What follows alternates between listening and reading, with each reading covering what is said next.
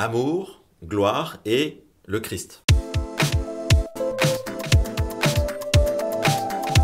Dans ce passage, aujourd'hui, il y a deux choses. D'un côté, la gloire et de l'autre côté, l'amour. Le premier passage sur la gloire est un peu complexe. Le Fils de l'homme est glorifié, ainsi il glorifiera son Père, et son Père qui le glorifiera à son tour, etc. J'avoue que je ne comprends pas tout. De l'autre côté, un passage très connu. Comme je vous ai aimé, aimez-vous les uns les autres, dit le Christ à ses disciples. Alors quel est le lien entre la gloire et l'amour ? Il faut peut-être revenir quelques lignes juste avant. Ces lignes disent « Judas quitta le cénacle », juste avant. À ce moment-là, Judas sait qu'il va livrer Jésus. Et Jésus sait que Judas va le livrer.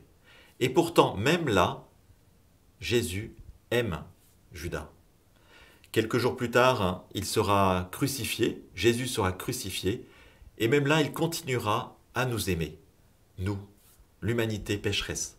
Alors peut-être que c'est ça, justement, la gloire de Dieu, c'est d'aimer jusqu'au bout, d'aimer même là où ce n'est pas possible.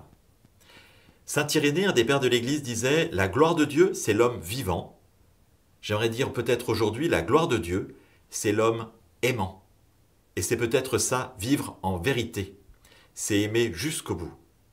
Et c'est ça, être glorieux. Et c'est ça, vivre de la gloire de Dieu.